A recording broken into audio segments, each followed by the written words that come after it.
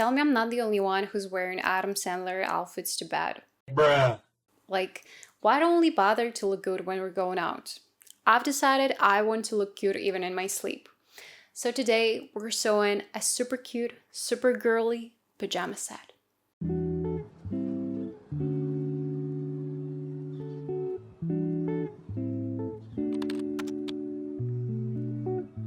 I've been thinking about what kind of pajama I want. After scrolling through Pinterest, I figured it out.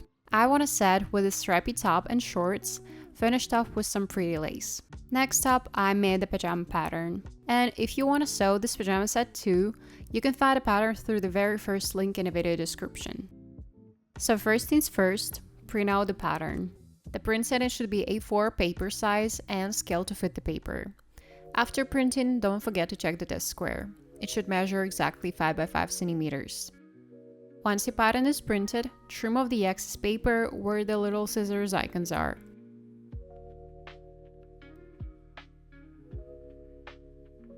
Tape all the sheets together and cut out all the bottom pieces.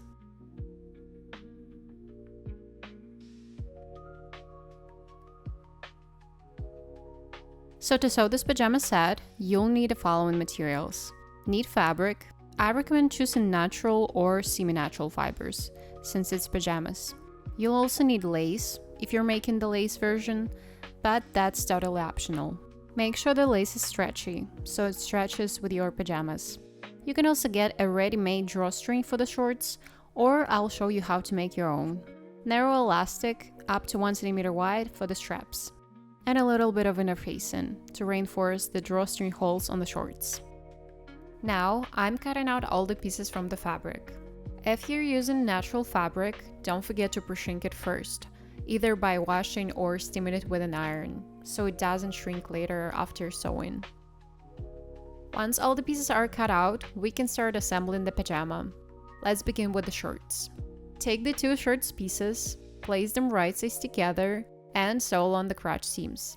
I'm using an overlocker for this, but if you don't have one, you can just use a zigzag stitch on a regular sewing machine.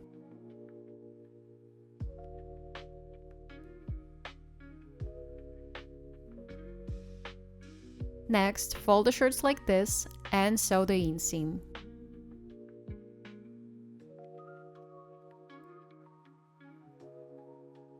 Where the seams meet, I spread them in opposite directions and sew slowly, to make sure they line up nicely.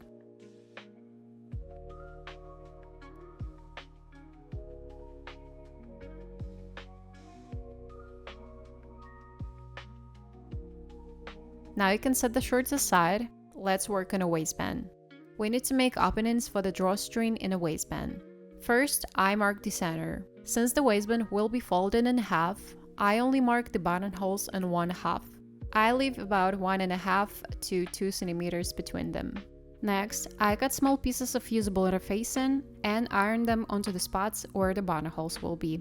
This helps prevent the fabric from stretching out and also keeps the machine from eating the thin knit fabric. It really helps make the buttonholes neat and clean.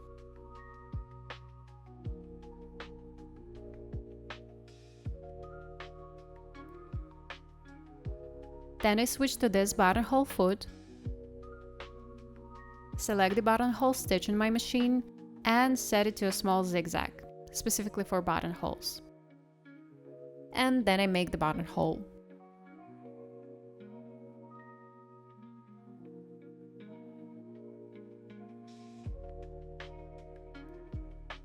Then I trim off any excess interfacing.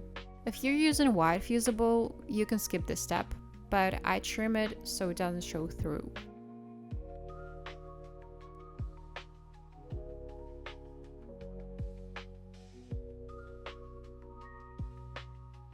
Then carefully cut open the buttonhole.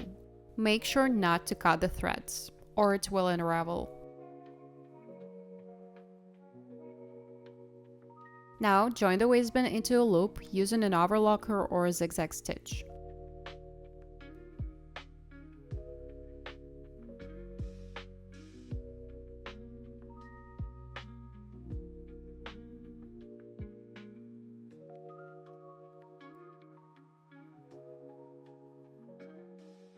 Then pin the waistband to the shorts, matching all the key points. The buttonholes should line up with the center front seam, and the back seam of the waistband should match the back seam of the shorts.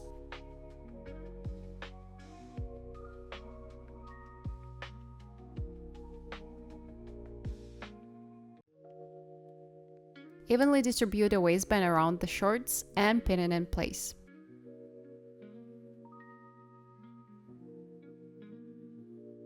And sew it on. If you don't have an overlocker, you can start with a straight stitch. Just make sure to gently stretch the fabric while sewing, so the seam stays elastic. And then finish with a zigzag. It makes the process a bit easier.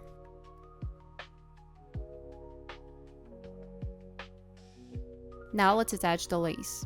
I measure the right amount by placing the lace along the bottom edge of the shorts and cutting it, adding about 1 cm for the seam allowances. Then I join the lace ends to make a loop. I match the lace seam with the inseam of the shorts and evenly pin the lace around the leg opening.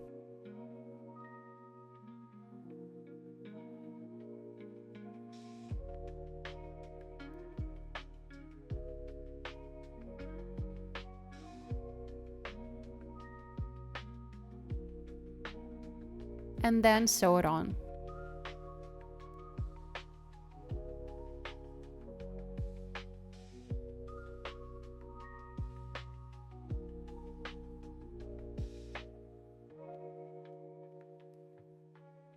To keep the lace from flipping up, you can top stitch it as well.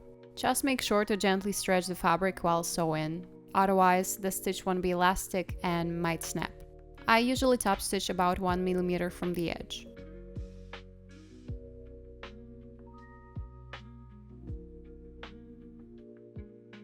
Now we just need to make the drawstring. Cut a strip of fabric as long as your hip measurement, plus around 40 cm, and about 3 cm wide. Sew on the edge to create a tube.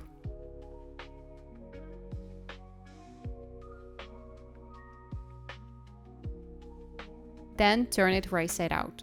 I usually do this with a safety pin. Just pin one end and pull it through the tube. Then, using the same safety pin, thread a drawstring through the buttonholes in the waistband.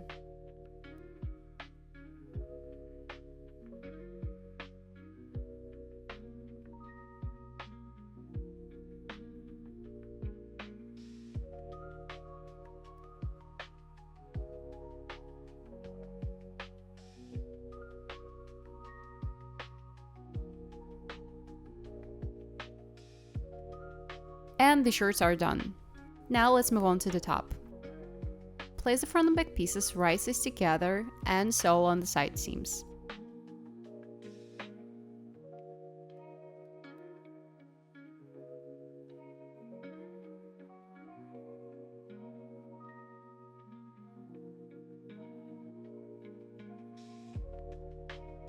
Next, we'll make the straps the same way we made the drawstring for the shorts.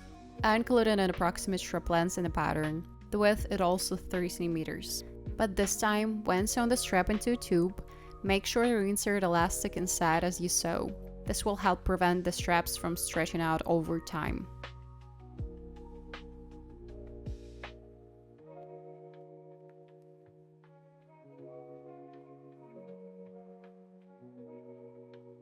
Then I turn the strap right side out using a safety pin.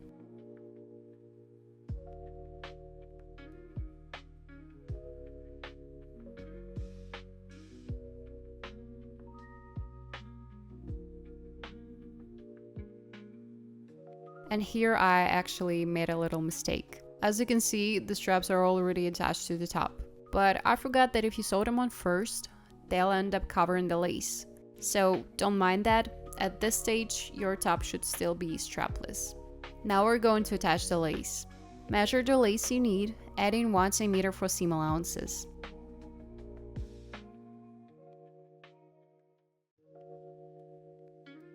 And join the ends to make a loop.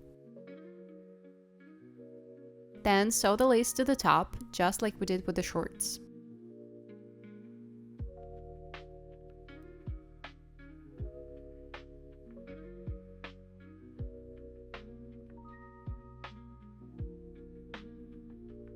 right here at that corner, leave the lace like this. Then fold the edges together and sew. This is how it should look.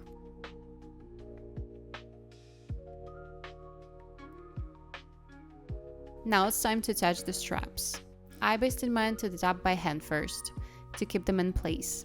You can sew them on with a straight stitch along the seam allowance, or run them through the overlocker so they're enclosed in the overlock seam.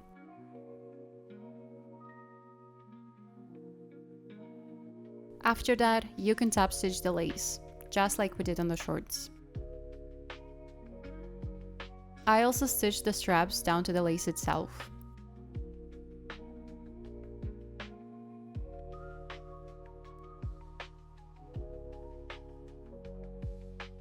I also decided to add these little bows, which I made myself from ribbon, and our super cute pajama set is done.